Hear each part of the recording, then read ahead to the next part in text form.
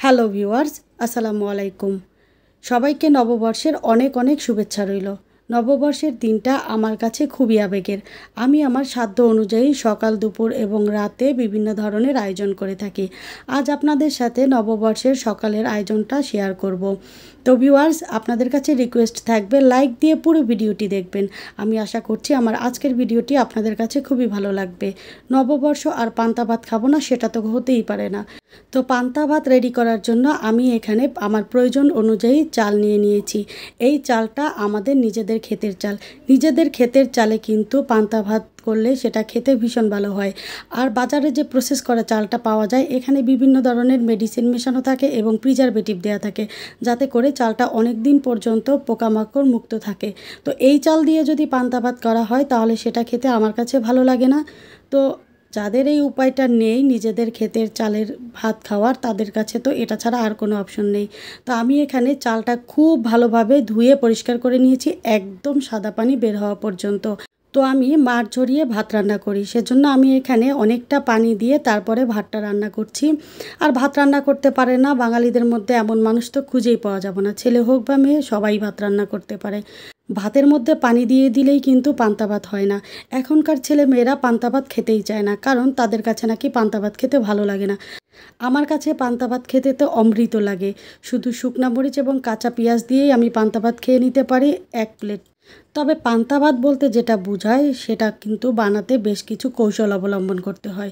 তো আমার এখানে ভাতটা রান্না করা হয়ে গিয়েছে, এখন আমি মাড় ঝরিয়ে ভাতটা ঠান্ডা করে নিয়েছি। এই ভাত আমি দুপুরে রান্না করেছি। দুপুরে রান্না করা ভাত পরদিন সকালে খেলে সেই পান্তা ভাতটা খেতে কিন্তু খুব ভালো লাগে। তো আমি এখানে যতটুকু ভাত পান্তা করব ততটুকু ভাত এখানে নিয়ে নিয়েছি। তারপরে এখানে আমি ভাতের থেকে উপরে পানিটা ভেসে থাকে সেরকম করে পানি দিয়ে দিয়েছি। ভাতে পানি দেওয়ার পরে আমি ভাতগুলো হাত দিয়ে একটু নেড়ে দিব। এতে করে হাতের ছোঁয়ায় ভাতে এক ধরনের ব্যাকটেরিয়ার সৃষ্টি হবে। এটাতে ভাতের ভেতরে ফার্মেন্টেশন প্রক্রিয়া শুরু হবে। এই ভাতে প্রচুর পরিমাণে পটাশিয়াম, আয়রন এবং জিঙ্ক থাকে। পান্তা ভাত খেলে কিন্তু রক্তে শর্করার পরিমাণ অনেকটাই কমে যায় এবং ডায়াবেটিক্স হওয়ার সম্ভাবনা একেবারেই থাকে না। তো এখানে আমি জালিযুক্ত এরকম একটা ঢাকনা দিয়ে ভাতটা ঢেকে রাখবো। এটা রাতের ক্লিপ ছিল, আর পরদিন সকালে দেখেন এই ভাতটা কত সুন্দরভাবে পান্তা হয়ে গিয়েছে। এই ভাতটা টিপ দিলে গলে যাবে, আবার ভেতরটা একদম শক্ত আছে। আর ভাতের পানিটা দেখেন একদম সাদা।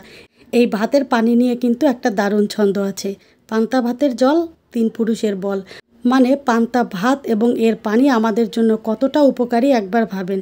তো পান্তা ভাত তো আর এখন আমরা খালি খালি খাবো না, এখানে আমরা পান্তা ভাত খাওয়ার জন্য বেশ কিছু আইটেম রেডি করে নিব। তো আমি এখানে বেশ কিছুটা পেঁয়াজ কুচি নিয়েছি আর কাঁচামরিচ কুচি নিয়েছি। এখন অল্প লবণ দিয়ে কাঁচামরিচ এবং পেঁয়াজটা খুব সুন্দর করে কষলে নিব, এতে করে পেঁয়াজটা নরম হয়ে যাবে। তো বেশ কিছুক্ষণ পরে দেখেন পেঁয়াজটা কিন্তু একদম নরম হয়ে গিয়েছে। এখন আমি এখানে 2টো ডিম ভেঙে দেব।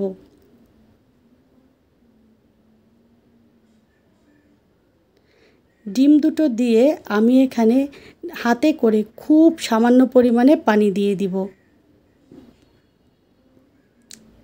এরপরে ডিমটা আমি হাতের সাহায্যে খুব ভালোভাবে ফেটিয়ে নিব।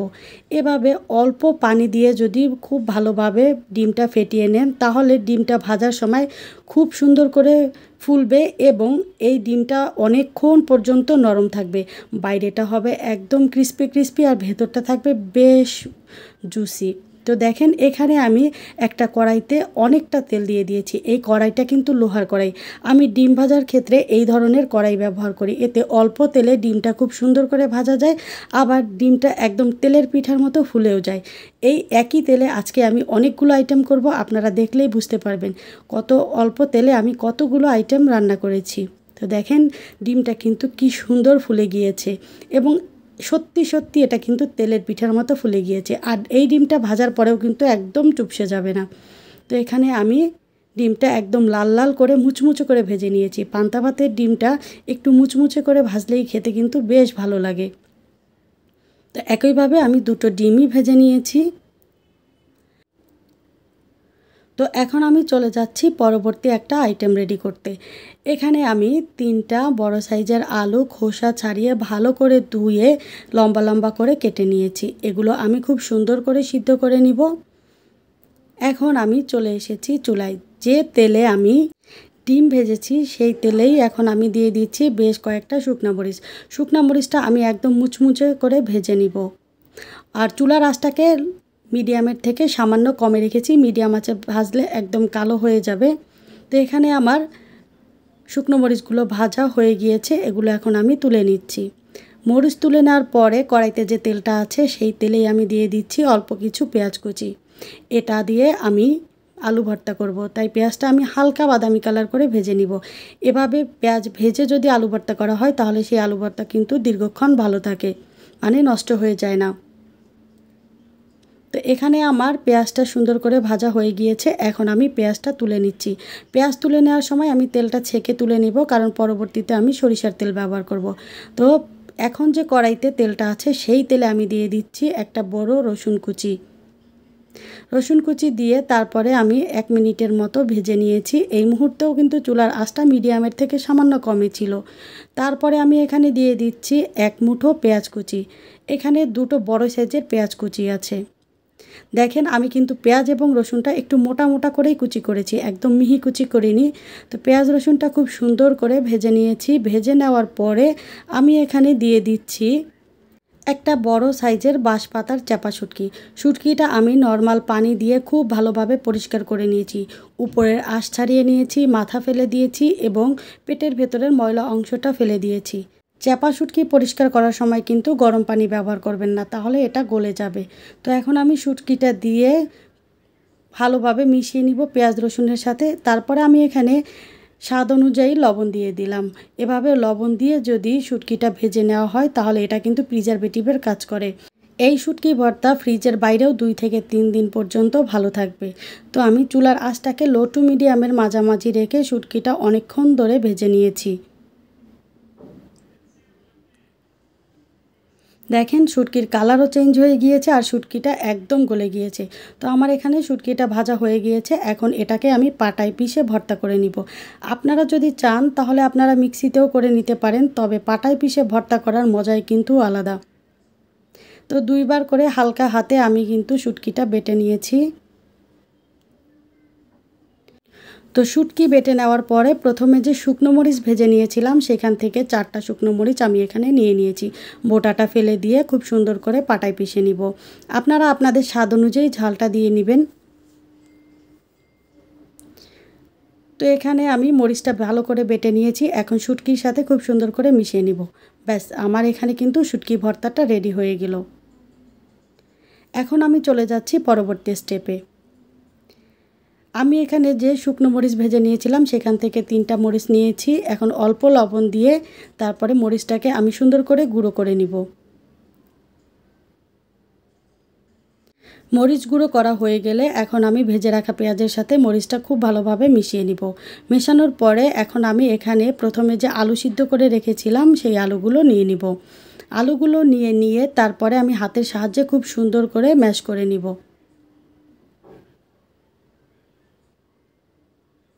আলুগুলো ভালোভাবে ম্যাশ করা হয়ে গেলে তারপরে আমি পেঁয়াজ মরিচের সাথে আলুটাকে খুব ভালোভাবে মাখিয়ে নিব।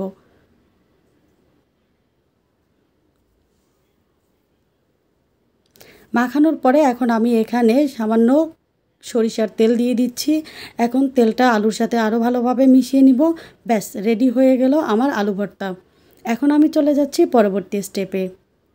আমি এখানে 1 মুঠো মসুরের ডাল এবং 1 মুঠো খেসারির ডাল বেটে নিয়েছি। ডালটাকে 20 মিনিট ভিজিয়ে রেখে ভালো করে ধুয়ে পাটায় পিষে নিয়েছি এবং আধা ভাঙা করে নিয়েছি।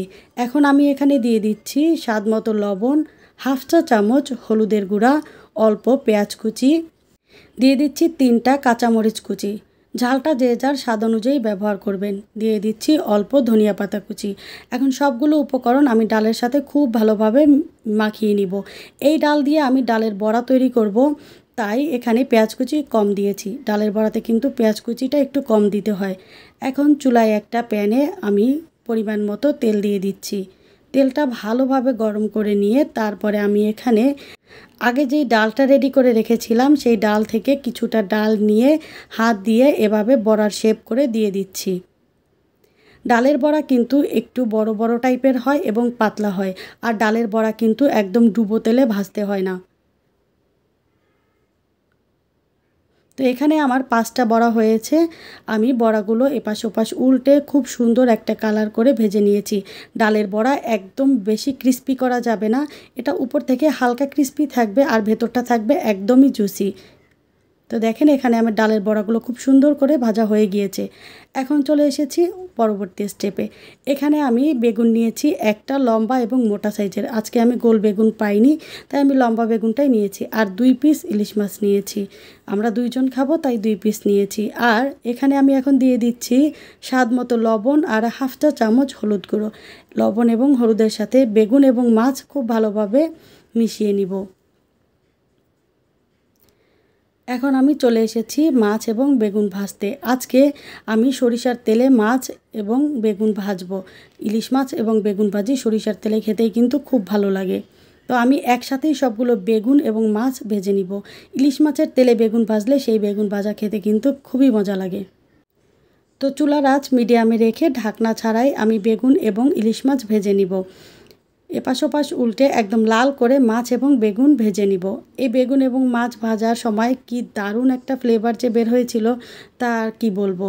তো দেখেন এভাবে উল্টে পাল্টে 2-3 বার আমি মাছ এবং বেগুন সুন্দর করে ভেজে নিয়েছি।